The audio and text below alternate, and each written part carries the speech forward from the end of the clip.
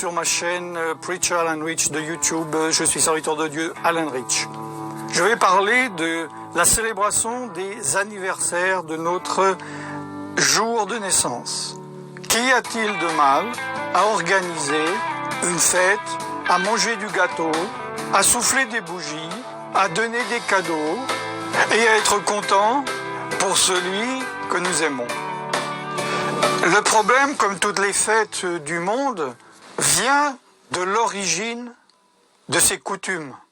Et ces coutumes sont des coutumes et des rites païens.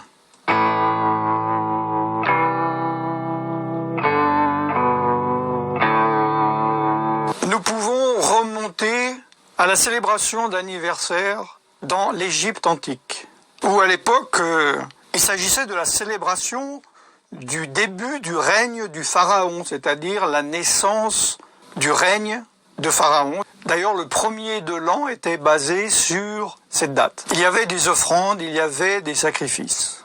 Chez les Perses et chez les Chinois, grands amateurs, connaisseurs d'astrologie, la date de naissance est très importante car elle définissait si la personne avait reçu la bonne influence de bonnes planètes, de bons ou de mauvais auspices. Et donc, ils fêtaient les étoiles qui leur avaient donné la chance qu'ils avaient. Par la suite, comme toujours, l'Empire grec et romain les ont perpétrés. Dans ces fêtes païennes, il était d'usage d'adresser des félicitations, à offrir des cadeaux, d'allumer des bougies ou des cierges ou des branches, évidemment, qu'on mettait le feu avant que les bougies soient inventées. Et ces bougies étaient là pour protéger des démons pour celui qui célébrait son anniversaire. Et on assurait ainsi sa sécurité pour l'année à venir. Jusqu'au IVe siècle, le christianisme naissant a rejeté la célébration des anniversaires, les considérant comme une coutume païenne. Ces célébrations connaissent une résurgence à l'époque de la Réforme, en effet par les protestants, car ils sont alors considérés comme une bonne manière de transférer l'attention vers une autre date que le jour de la fête d'un saint, dans la lignée du rejet du culte des saints par les protestants. Pourquoi cette fête et pourquoi ces coutumes chez les Grecs et les Romains? Parce qu'ils croyaient qu'à chaque humain était attaché un esprit protecteur ou un daimon, excusez-moi ma prononciation du grec, qui était là et qui assistait à la naissance de chaque personne et qui veillait sur lui durant toute sa vie.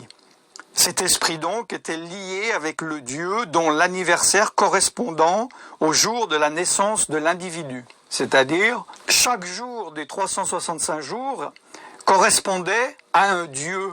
Et il y avait un démon lié à ce Dieu qui protégeait chaque personne. De cette croyance est liée les notions d'ange gardien, de marraine, fée et de saint patron. En fait, il célébrait plus l'esprit, le démon du jour de la naissance de la personne plutôt que la personne elle-même. Cela est donc basé en fait sur la crainte, sur la peur, sur la peur du pouvoir que cet esprit pouvait avoir sur chaque personne.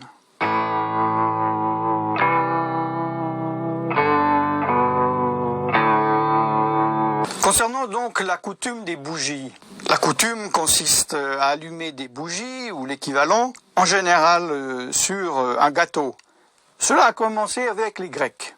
Des gâteaux de miel ronds comme la lune et éclairés par des cierges étaient déposés sur les autels du temple de Diane. Les fumées de ces cierges étaient censées éloigner les mauvais esprits. Il y a également une croyance païenne qui dit que, en soufflant sur une bougie, cela a le pouvoir d'exaucer un souhait.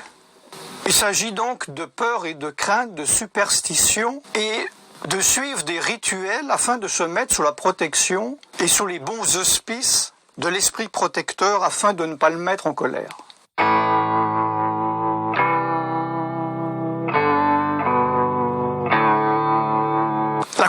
du souhait maintenant. Les souhaits d'anniversaire, les vœux font partie intégrante de la fête. Que vous soyez en bonne santé, que vous soyez riche, etc., etc. La croyance est que ces souhaits d'anniversaire sont très importants, car ce jour-là, on se trouve plus proche du monde des esprits, et donc ces esprits protecteurs, des démons, sont plus à l'écoute qu'un autre jour. Le souhait, donc, à l'origine, n'est pas fait pour la personne, mais en destination du démon. Ces bougies sont souvent mises sur un gâteau, elles sont allumées, et après avoir réduit la luminosité de la pièce, les personnes en général font silence. Chut, il va faire son vœu dans la pénombre. Il va avoir un vœu caché à l'intérieur. On lui dit de ne pas le dire. S'il dit ce souhait, cela va se retourner contre lui, cela peut lui porter malheur. De nouveau, superstition. À qui en fait s'adresse ce souhait? À celui à qui on donne le pouvoir ce jour-là sur sa vie, c'est-à-dire le démon de naissance. Dans la pénombre donc, éclairé que de petites bougies, avec les personnes autour de soi silencieuses. La personne prend son souffle avec son souhait en tête et souffle et éteint les bougies. Nous savons que toute émotion est liée au souffle et également toute influence démoniaque passe par le souffle. À ce moment-là, nous donnons un pouvoir aux démons que nous sommes en train de respecter en pratiquant ces coutumes. Dans certaines cultures, le jour d'anniversaire est parfois appelé le meilleur jour de l'année, tandis que le jour suivant est appelé le pire jour de l'année, car il faut attendre toute une année pour avoir un autre anniversaire et pouvoir faire un nouveau, entre guillemets, vœu.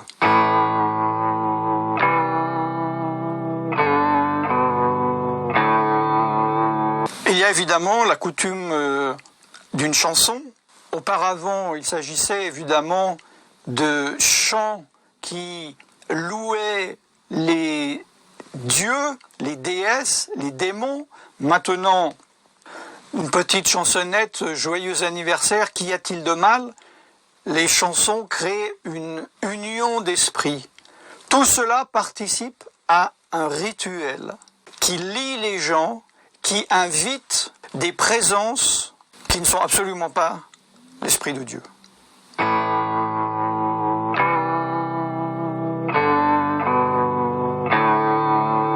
La Bible, alors, qu'en dit-elle? S'il vous plaît, donnez-moi le verset où il est dit « Tu ne fêteras pas ton anniversaire, sinon je le fêterai ». Pour les gens de mauvaise foi, il n'y a aucun verset pour les aider. Parce que ce verset n'existe pas. Vous pourriez vous dire « Ah, ouf, tant mieux, alors je vais continuer à faire les anniversaires ». Que dit la Bible? C'est intéressant parce que c'est plutôt ce qu'elle ne dit pas. Il y a 3 exemples d'anniversaires seulement dans la Bible. Nous avons évidemment l'anniversaire du pharaon, donc un païen, qui est suivi par l'exécution de son chef boulanger. Nous avons également Job, qui le jour de l'anniversaire perd toute sa famille, tous ses biens, devient malade et maudit à 100%. Et évidemment le 3e exemple, Hérode le tétrarque, qui fête son anniversaire et il se finit dans un bain de sang en coupant la tête à Jean le Baptiste. La Bible n'est pas anodine, il n'y a pas de hasard. Posez-vous la question pourquoi dans la Bible, il y a 3 exemples d'anniversaires fêtés qui finissent tous dans la malédiction. D'autre part, il y a beaucoup de grands hommes dans la Bible. Il y a Noé, il y a Abraham, Isaac, Jacob, David, Moïse. Comment se fait-il qu'aucune date d'anniversaire de naissance n'est inscrite dans la Bible alors qu'il y a tellement de détails par rapport aux lignées générationnelles? Même Yeshua, Jésus, le Fils de Dieu, le Roi des rois, le Seigneur des seigneurs, le Messie d'Israël, son anniversaire n'est pas fêté.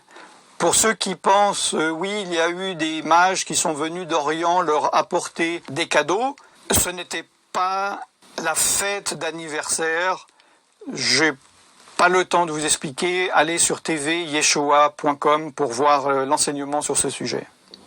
Pour conclure, vous pourriez dire, comme toutes les autres fêtes païennes que beaucoup de chrétiens fêtent, comme Noël, Nouvel An, Saint-Valentin ou je ne sais quoi, oui, peut-être que vous avez raison, c'est vrai, j'ai lu dans les livres d'histoire que ce que vous dites est vrai et à l'époque c'était comme ça, mais maintenant cela est dénué de tous ses sens et quand je fais l'anniversaire pour moi-même, pour ma femme, mon mari, mes enfants, en tant que croyants et chrétiens, même nous faisons une prière pour inviter Jésus à cette célébration.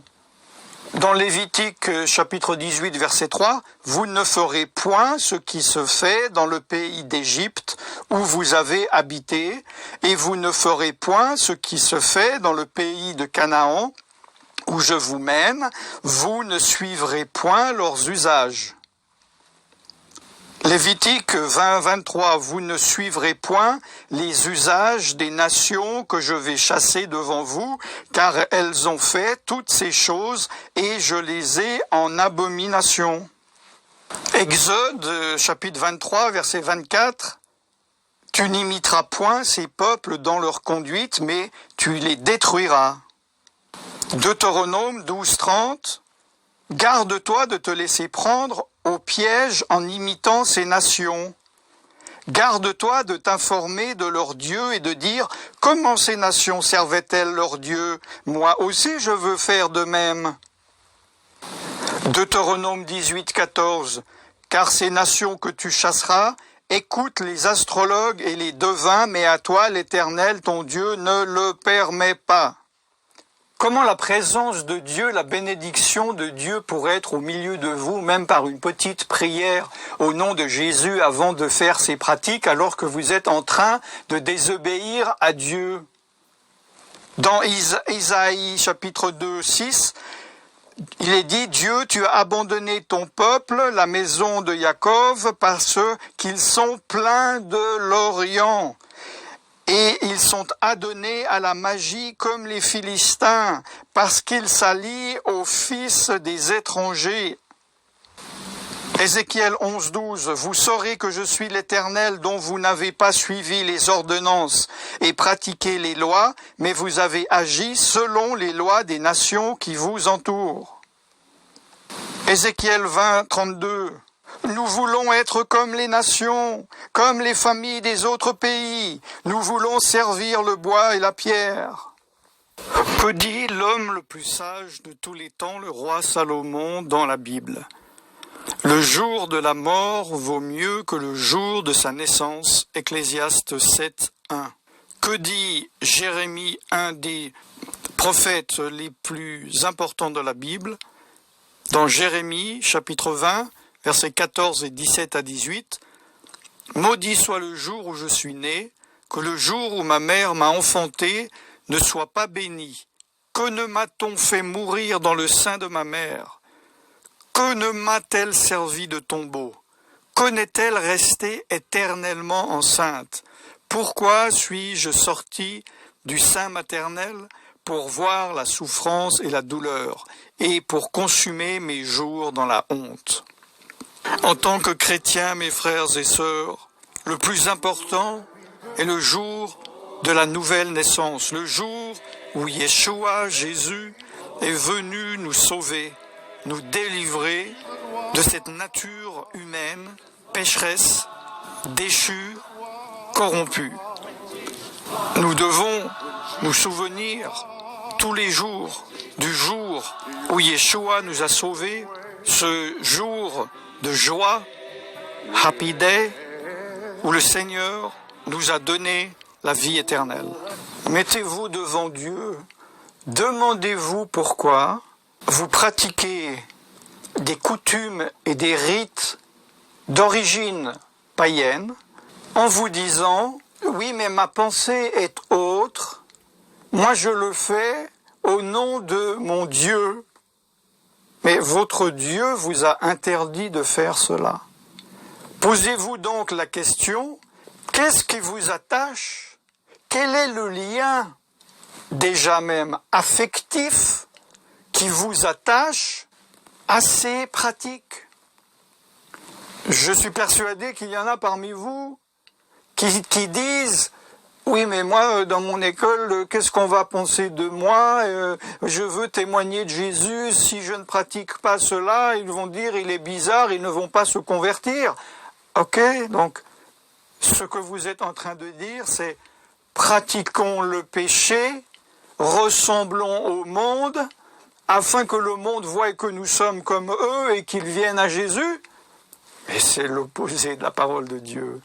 Qu'ils voient au contraire que vous n'êtes pas comme eux, qu'ils voient que vous êtes des lumières, qu'ils voient que vous pratiquez les œuvres de votre Père, que vous n'êtes pas comme eux, et qu'ils viennent vers vous et vous disent « Pourquoi n'es-tu pas comme nous ?» et enseignez-leur que ce qu'ils font est mauvais.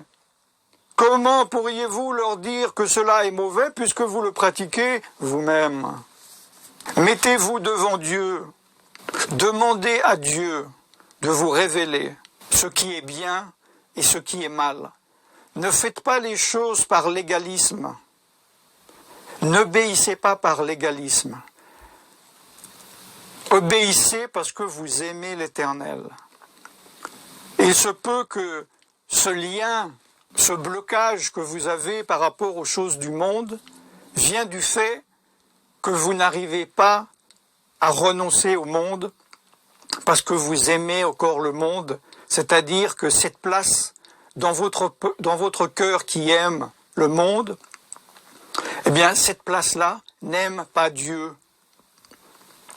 Et cette place-là, Dieu ne l'aime pas, parce que Dieu n'aime pas le monde. Il faut vous convertir et obéir au premier commandement, tu aimeras ton Dieu de tout ton cœur, de toute ton âme, de toutes tes pensées et de toute ta force. Si vous aimez Dieu, vous ne pourrez pas aimer le monde. Il n'y aura plus de place pour aimer le monde et vous pratiquerez